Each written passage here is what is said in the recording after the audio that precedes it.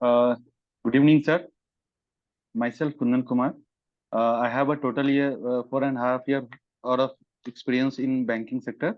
Currently, I'm working in HDFC Bank as a retail asset auto loan sales manager, and I used to handle more than 22 branches for sourcing the auto loan from our internal branches.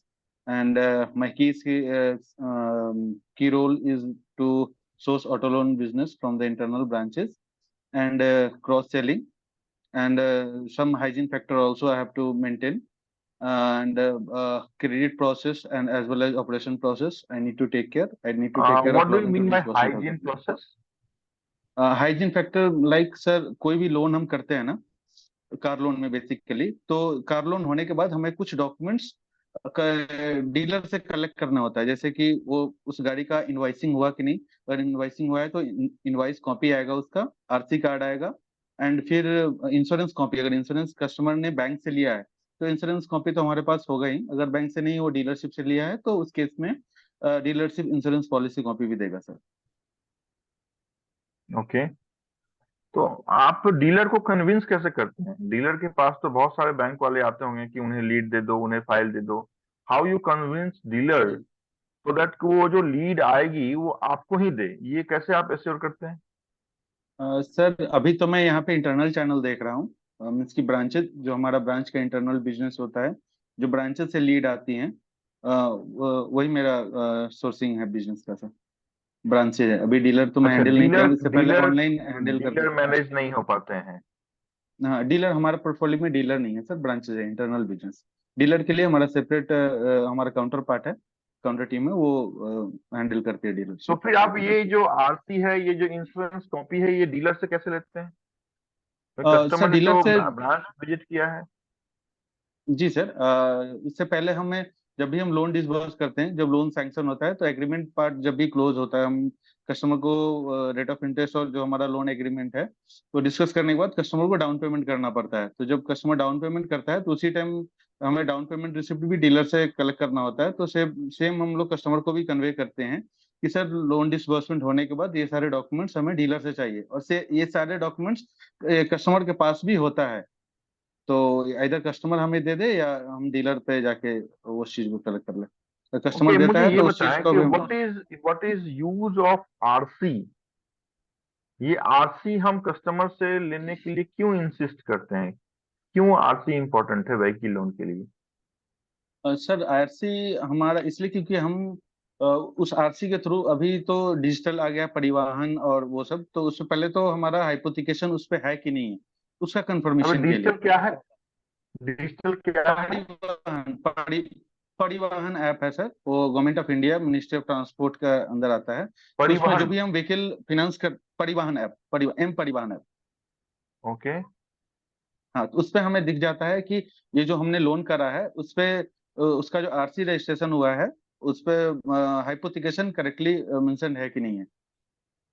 और हमारे पास ठीक as a है। Record purpose के लिए भी चाहिए होता है कि हमने इस व्हीकल को लोन किया है तो उसका आरसी नंबर क्या है, इन case of any default and all, तो उस टाइम हमें ट्रैक करने के लिए इजी होता है सर। ओके, आप और भी कोई ड्यू डिलिजेंस करते हैं? जब ऑटो लोन आप सैंक्शन करते हैं तो और भी कोई जी ड्यू सर। डिलिजेंस करते हैं? जी सर, बिल्कुल करता कैसे हूँ सर। आप? हाँ, कैसे क्या करते हैं बताएं। हाँ, ड्यू डिलिजेंस का पहले तो हम कस्टमर जब भी हम डॉक्यूमेंटेशन करते हैं तो फील्ड वेरिफिकेशन के टाइम में हम नॉर्मली ड्यू डिलिजेंस करते हैं कि सर ये जो आप गाड़ी ले रहे हैं वो किस पर्पस के लिए है, कौन आपका यूजर, अगर पहले से आपके पास अगर 2-3 गाड़ी है तो इस गाड़ी का एंड यूजर कौन होगा। और आप जो ये लोन ले रहे हैं किसी को गिफ्ट करने के लिए ले रहे हैं, पर्सनल यूज के लिए ले रहे हैं, मुझे ये ये बताएं सब का हम। कि गाड़ी को यूज कौन करेगा? इसका गाड़ी आपके को लोन यूज, के पर्पस से क्या मतलब है, क्या लेना है? सर गाड़ी कौन सपोज यूज करेगा। मैं आपके पास एज ए कस्टमर आ रहा हूँ। मैं बोलता हूँ कि मुझे एक होंडा सिटी कार चाहिए। तो क्या आपका ये क्वेश्चन कि गाड़ी कौन यूज करेगा, ये जेन्युइन है? सर अगर हम किसी कॉर्पोरेट का लोन कर रहे हैं, किसी कंपनी, प्राइवेट लिमिटेड कंपनी का लोन कर रहे हैं, उस केस में अगर दो डायरेक्टर है उनके पास और दो लोन हमने पहले ही उनको प्रीमियम व्हीकल दिया है और वो तीसरा लोन के लिए बैंक के पास आ रहे हैं, तो उस केस में हम सर जेन्युइन नहीं है लेकिन एक ड्यू डिलिजेंस बेस से अच्छा, हम ये पूछ इन सकते हैं कि हाँ केस ऑफ ये form, in case of organisation हाँ की इन बात केस आप ऑफ कर फॉर्म, रहे हैं। हाँ इन case of form, in case of form. Okay, how you verify engine number along with chassis number which is mentioned in your invoice or in RC? Sir what ever the RC हमें dealer से मिला है and invoice copy dealer से मिला है, पहले उस पर चेक करेंगे। सेम हमें परिवहन ऐप पे भी चेक करना है कि परिवहन ऐप पे द सेम ये number and chassis number mention हुआ है कि नहीं उस आरसी नंबर के साथ। अगर दोनों मैच कर रहा है तो हम उसको वेरीफाई वो कलेक्ट कर सकते हैं इनवॉइस कॉपी एंड उसको। अच्छा, हम जी जी। फिजिकली गाड़ी में, व्हीकल में कुछ वेरिफिकेशन ऐसा नहीं करते हैं? फिजिकली सर हम जो प्रीमियम कार्स होती है ना सर, जो सुपर प्रीमियम कार्स और बीएमडब्ल्यू और ऑडी पोर्शे एंड ऑल, उसके उसके लिए हमारा सेपरेट एजेंसी है। वो जाके गाड़ी को वेरीफाई करती है, गाड़ी का engine number, chassis number, photo, फिर गाड़ी का रजिस्ट्रेशन हो जाता है तो ऑनर्स के जब भी गाड़ी ऑनर के पास पहुंच ओके, जाता है आपने एक कस्टमर के लोन पास तो फाइनेंस किया, आपने एक लोन सोर्स किया, उसको फिनांस किया, वो लोन 1.5 साल के बाद आफ्टर 1.5 years वो एनपीए हो गया, जी सर। क्या एक्शन आप लेंगे और कैसे उसकी रिकवरी आप करेंगे? सर मोस्टली हम लोग को जो कस्टमर मिलता है वो known to the branches, new customer भी आते हैं नियर टू कैचमेंट, जो भी मैं ब्रांच हैंडल कर रहा हूँ नियर टू कैचमेंट का। तो उसमें पहले अगर ब्रांच से हमें मिला है कस्टमर तो ब्रांच पीपल उन कस्टमर का ज्यादा रिलेशन है उनसे, तो वो ज्यादा जानते हैं उनके बारे में। पहले मैं खुद उनसे कस्टमर से बात करने की कोशिश करूंगा कि सर क्यों हुआ, क्या प्रॉब्लम आ रही है आपको इसको पे करने में। उसके बाद हम जो भी उनका प्रॉब्लम है उसको समझ के अगर वो हमें रिस्पॉन्स नहीं करते हैं तो फिर हम ब्रांच टीम का हेल्प लेके, ब्रांच मैनेजर को हेल्प लेके ज्वाइंटली विजिट करेंगे उनके घर पे। पहले तो देखेंगे कैसा कस्टमर का रिलेशन है हमारे साथ। अगर रेगुलर हमारे साथ रिलेशन है, अच्छा हाई नेटवर्थ कस्टमर है हमारे बैंक के लिए, तो डेफिनेटली विजिट करने से पहले मैं कोशिश करूंगा कि उनको उनसे कॉल पे बात कर लूं या ब्रांच मैनेजर के थ्रू उनका बात कराऊं। अगर फिर भी मैं कनेक्ट नहीं कर पाता हूं तो मैं उनका ज्वाइंटली विजिट करके उनको घर पे जाके उनको इंसिस्ट करूंगा कि पे करने के लिए जो लोन ओवरड्यू है सर। वो तो लोन पेमेंट नहीं कर रहा है ना, वो पेमेंट करने के लिए तैयार नहीं है, उसके पास पैसे नहीं है, क्या करेंगे आप? सर अगर पेमेंट नहीं करता है, लोन एनपीए हो जाता है, तो एक टाइम के बाद फिर बैंक नोटिस इशू करके उस कार को सीज कर सकती है। तो कार अगर आपको कस्टमर मिलेगी तब तो आप सीज करेंगे, उस कार को तो उसने कहीं डाल दिया है, कार नहीं है। सर कार तो उसी के नाम पे होगी ना, उस केस में नोटिस देंगे, फिर कोर्ट का जो लीगल प्रोसेस है उसके थ्रू ही जाएंगे सर। हाँ, क्या प्रोसेस है कोर्ट का, ये मुझे बताएं। कार सर कोर्ट उसने का ये कहीं अपने प्रोसेस, बच्चे के पास दिल्ली तमिलनाडु में डाल के वो चलाया है, बोलता है कार मेरी नहीं है, चोरी हो गई है, ऐसा उसका कहना है, कार उसके पास नहीं है, तो उस कंडीशन में क्या प्रोसेस है आपके पास? सर एग्जैक्ट प्रोसेस तो मुझे नहीं पता है, क्योंकि मैं रिकवरी, पहला 3 ईएमआई कलेक्ट करने का हमारा सेल्स टीम का रिस्पॉन्सिबिलिटी होता है।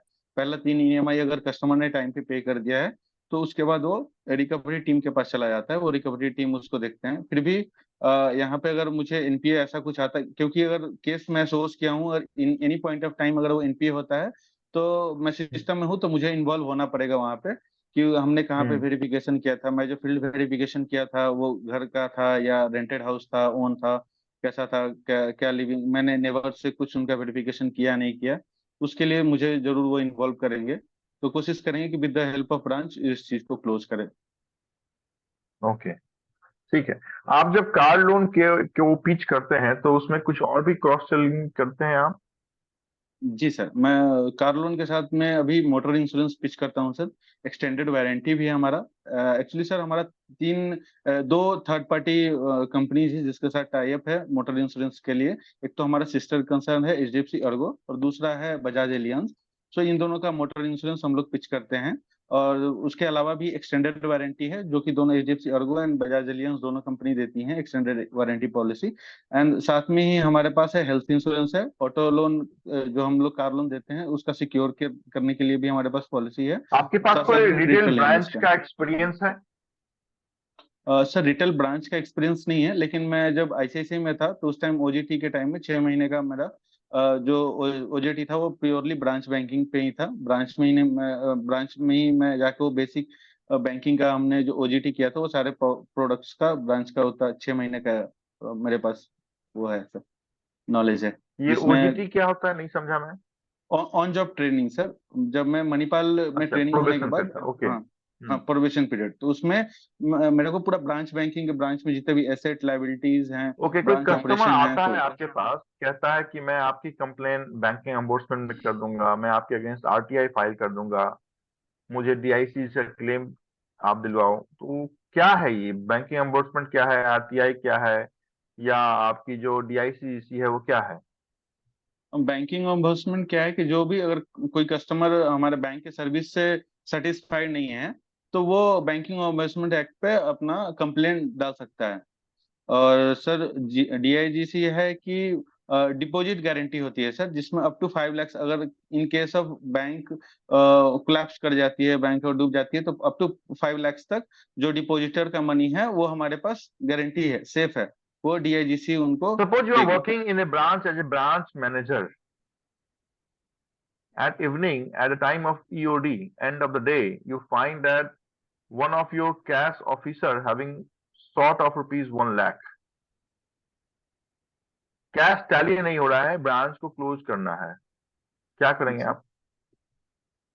और कैश टैली नहीं हो रहा है तो पहले तो उसमें जो भी ट्रांजैक्शन दिन का हुआ है, मेकर एंड चेकर का, पहले उसमें चेक करेंगे जो भी ट्रांजैक्शन उसने एंट्री करा है, वेदर उसने कहीं गलती से एक जीरो एक्स्ट्रा या एक डिजिट एक्स्ट्रा तो नहीं डाल दिया है। वो सारे ट्रांजैक्शन दिन में जितने भी कैश डिपॉजिट उसने करा नहीं, है वो वो। आइडेंटिफाई आपने कर लिया कि जो टेलर है उसने गलती से पैसा एक्सेस पेमेंट कर दिया है कस्टमर को और वो पैसा लेके चला गया है, now you have to tally the cash so that branch can close.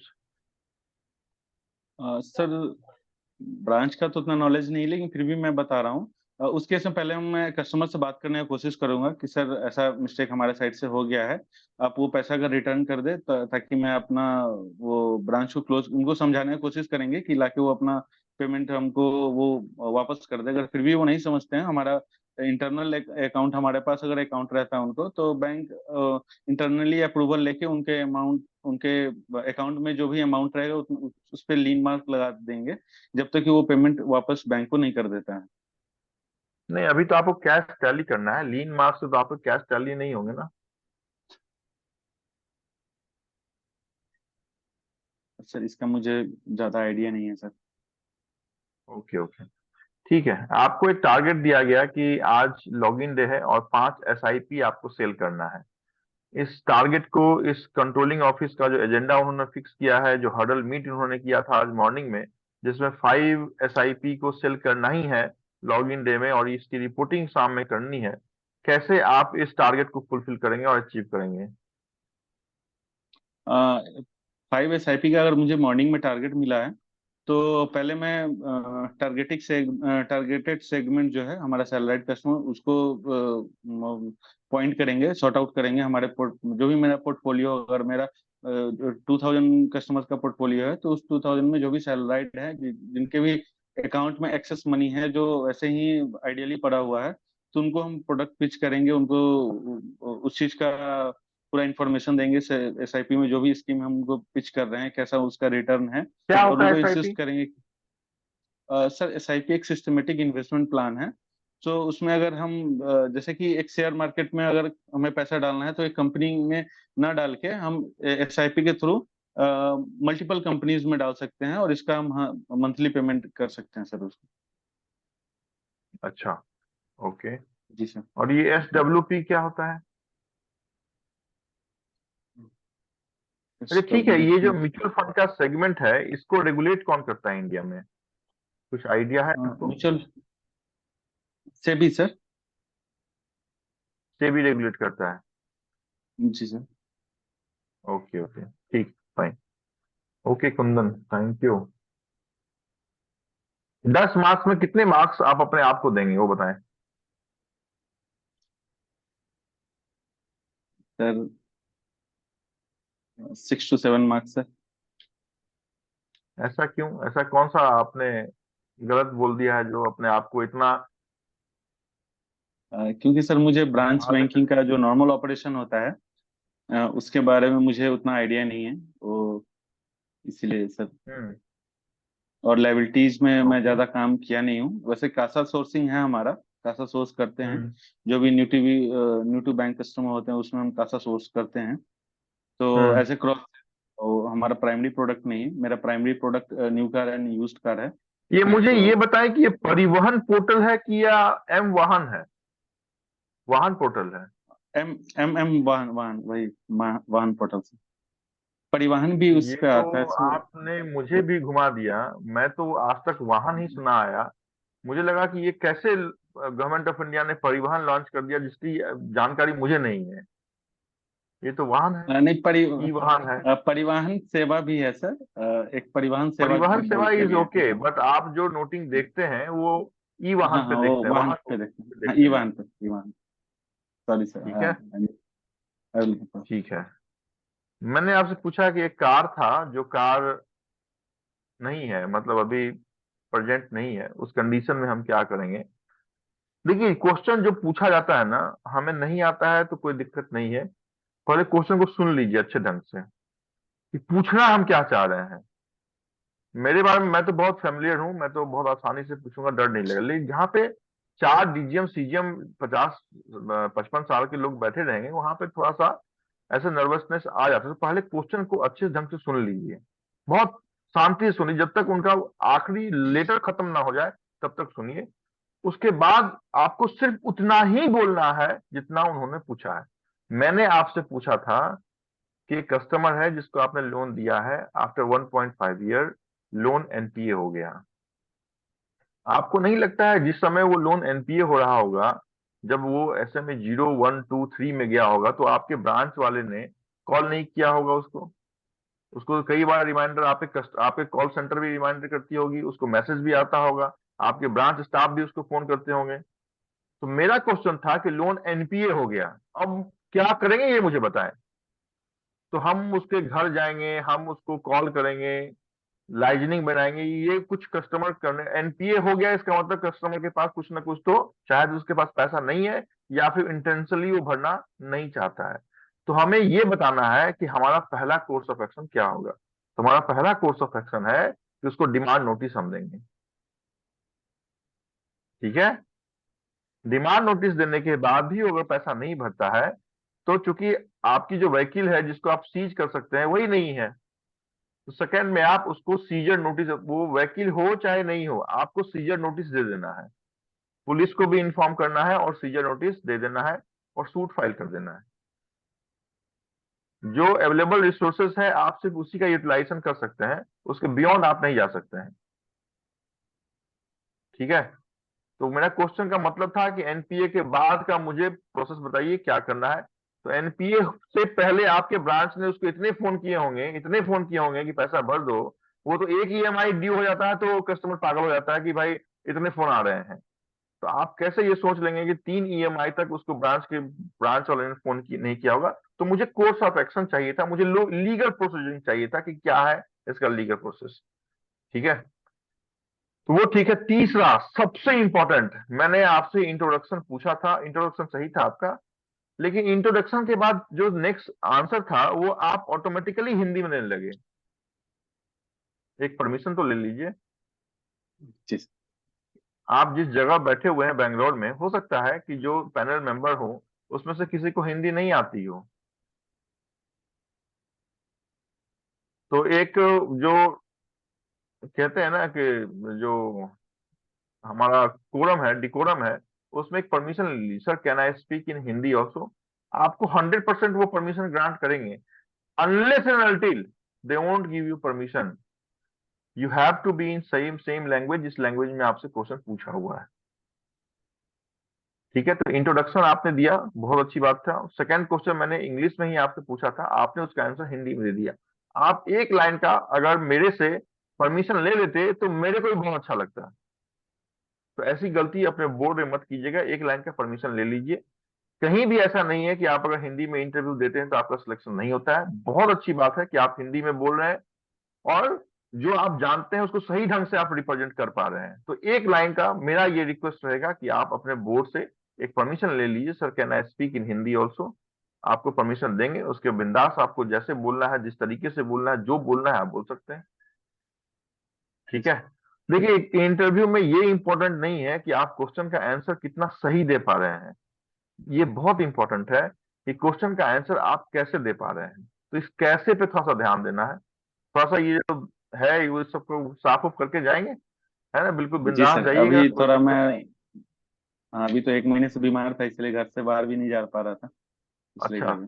हाँ, जी सर। ठीक है, तो उनको ये मत बताइएगा कि अभी आप 1 महीने के लीव पे थे। नहीं नहीं नहीं। ठीक है, ये तो हाँ, थोड़ा निगेटिव इम्पैक्ट आता है।